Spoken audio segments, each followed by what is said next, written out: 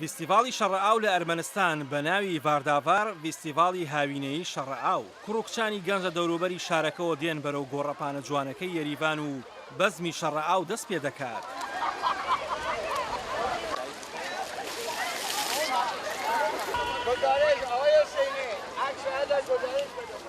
دانیشتوانی پایتەختە جوانەکەی ئەرمەنستان یەریڤان لەسەر شەقامەکان و پۆلیس و خەڵک پێکەوە خەڵکەکە سەد و دۆلکەی پڕ لە ئاویان بەدەستەوەی و فیستیڤاڵی ڤارداڤاری شەڕەئاویان دەست پێ کرد.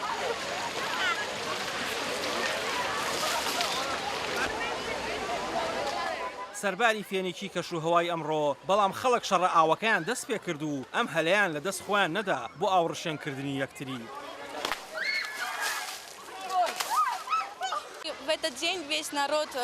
لەم ڕۆژەدا هەموو خەڵک لە ناو شارەوە دێن بەرەو ئێرە پێکەوە ئەو پرژێنی یەکتر دەکەن لەو باوڕەدام کە ئەمە جێژنەشی گەورەیە زۆر دڵخۆشکەریە و هەر ئەڵەی جەژنە.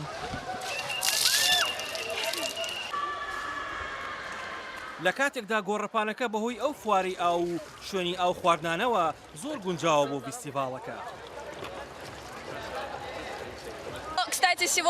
بەم پێەیە هەرچەندە ئەمڕۆ لە چاو ڕۆژەکانی دیکەدا ساردترە بەڵام هەر کێشە نییە لەبەر ئەوەی هەر چۆنێک بێت زۆر دڵفرێن و خۆشە هەمویان یاری دەکەن و حەزیان لەم بەزمەیە.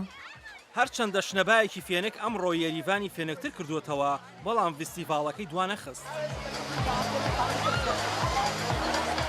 ئەم فیستیڤاڵە بۆ سەردەمی دێرینی مێژووی ئەرمینیا دەگەڕێتەوە کە ئەم ئاوا پەیوەندی بە پڕبەرهەمی خودای ئاستیغەوە هەیە. ئەرمەنیەکان گوڵ پێشکەش دەکەن بۆ ئەوەی دڵی ببەنەوە و پێی دەڵێن ڤاردا بەڵام ئەمڕۆ پێی دەوترێ ڤارداڤار.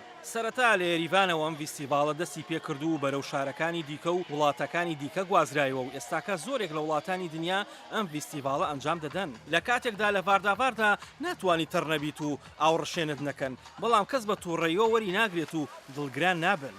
هەرچەندە هەر لە سەرەتای ساڵانی 301 میلادیەوە ئەرمەنیەکان بوون بە کریستیان و بەڵام ئەم فیستیڤاڵە بە درێژایی ئەو هەموو سەدەیە ماوەتەوە و ئاهەنگی لە کڵێساکاندا بۆ ساز دەکەن کە ئەم ئاهەنگە دوای 98 ڕۆژ دێت دوا بە دوای جەژنی سوپاسگوزاری ئاسەدۆکسەکان. ئاسۆ جەبار، دەنگی ئەمریکا.